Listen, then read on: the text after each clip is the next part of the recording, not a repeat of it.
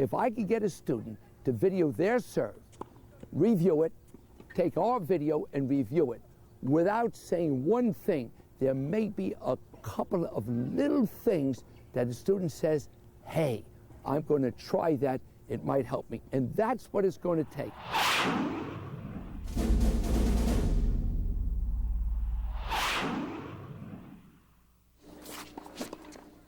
If you're unsure whether you're directing your throwing action and power forward or up towards contact, you should take the swing test. Without using a ball, go through your normal serve motion at full speed and listen to the sound of the racket. Whoosh is the sound you hear as the racket accelerates to maximum speed. Try it a few times until you can establish where in the swing the sound is the loudest. If the whoosh is loudest in front of your face, after the point of contact, then you're creating your power too much in a forward direction, rather than up towards contact. When your throwing action and power aim and fire up towards contact, you'll achieve maximum racket head speed before impact, positioning the whoosh above your head. If you can hardly hear any whoosh at all, it's likely your throwing mechanics need some work, which takes us to step 2.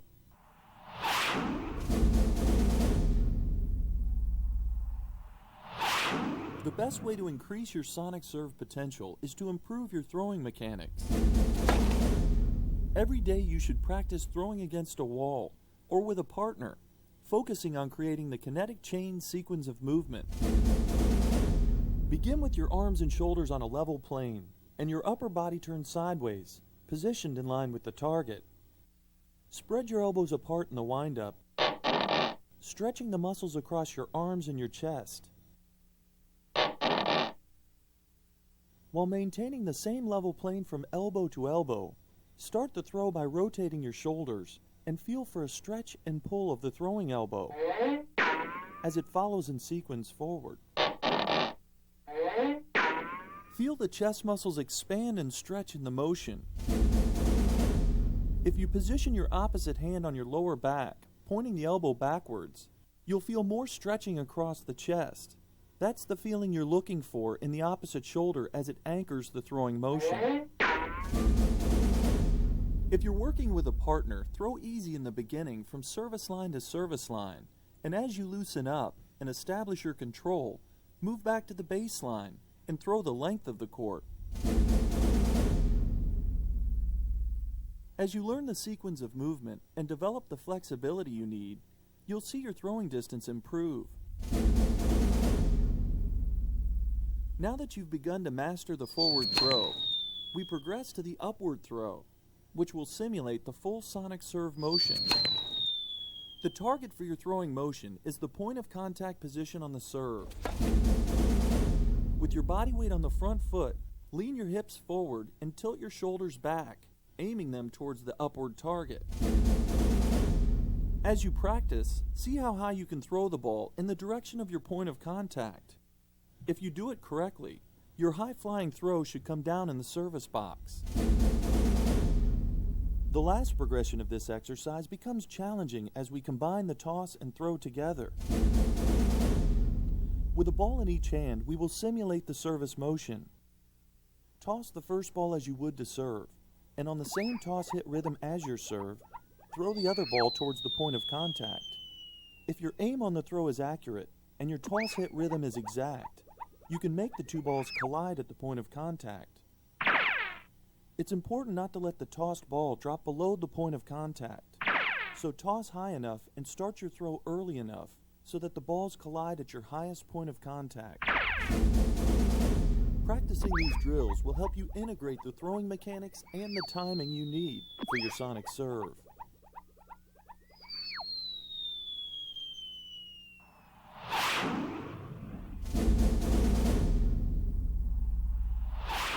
The next step in the building process takes you inside the tube, testing the precision of your body's pivoting action and your ability to command complete control of your movement.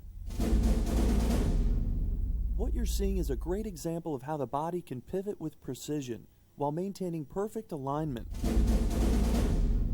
You can see the core of her body never touches the sides of the tube as she pivots in the motion. You'll be surprised how difficult it is to maintain perfect alignment in this exercise. Now as she increases her arm and racket to maximum speed, the forces created in her swing begin to break down her perfect alignment in the tube. To master this drill, you'll need to maintain strong upright back posture, intensity throughout the core of your body, and relaxation in the hitting arm. The first time you try it, start without a ball and focus on your body's pivoting action as you swing in slow motion. You can test the quality of your body position by having someone push you from all sides and pull on your racket. Your body should be very resistant to falling outside the tube and off balance. The intensity required to keep you inside the tube is what you need to maintain throughout your motion, allowing just the pivoting action. Introduce a ball into the drill and slowly increase your swing speed. You'll find as the speed of your swing increases, the more difficult it becomes to maintain your body position within the tube. You can learn to generate tremendous racket head speed as you begin to master the pivot in the tube drill.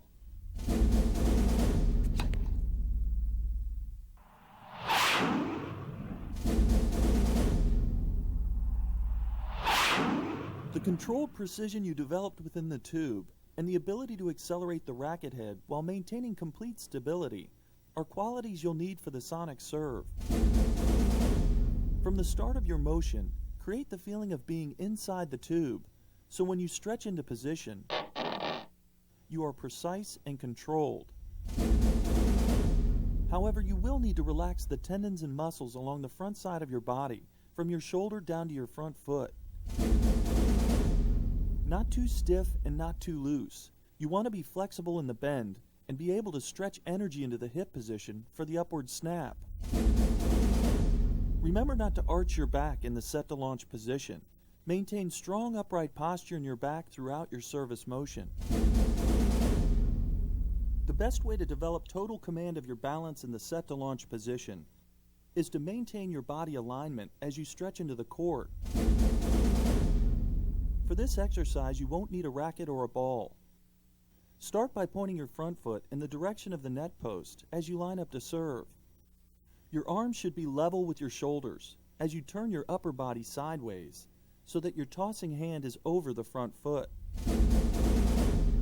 With a slight bend in the front knee, we will stretch our hips over the toes of the front foot as we tilt upward with the shoulders until the tossing hand points above the point of contact on the serve. If your hips are stretched fully over the toes and the weight of your upper body is tilted back over the heel of your front foot, you create a totally balanced position on the ball of the front foot.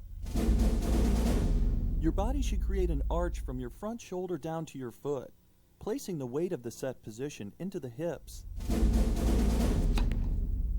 If you bend your front knee too much and don't achieve the full stretch of the hips, you'll find your front knee quivering as it struggles to handle the weight of your body in this position. Stretch the hips first and then add the knee bend, and you'll find it easier to create balance and power for the upward snap. You should review videotape of yourself in this position to see if you're getting it right. You can also use your shadow on the court as well, or practice in front of a mirror to allow you to become more familiar with your set to launch position.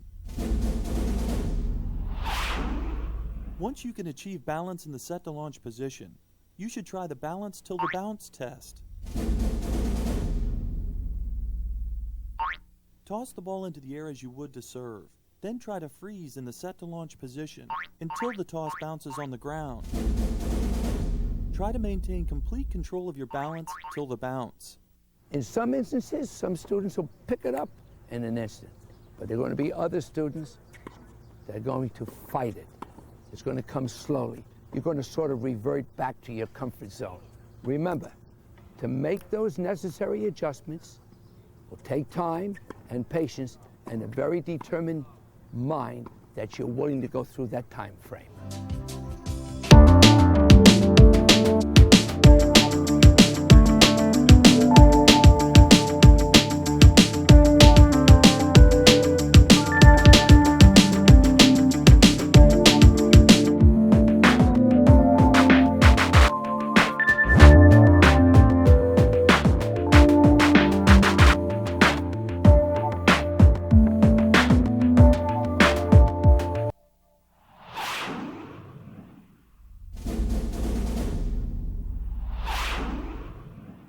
In the set to launch position, the front side of your body should feel fully stretched at the hip, energized and ready for the launch to contact. With the mental blueprint of the upward pitch technique in mind, you're focused on generating your throwing action and power up towards contact. As you aim and fire, it should feel like the action you create will send the ball flying high into the air rather than towards the service box. As you begin to shoot from the hip, snapping your upper body and throwing mechanics towards contact, make sure you don't allow your hips to pop backwards as you launch. Watch how his hip position climbs forward and up through the motion.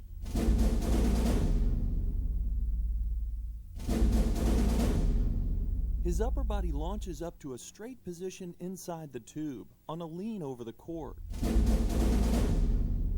The moment the body straightens before contact, all the energy created in the motion transfers up into the racket head and into contact.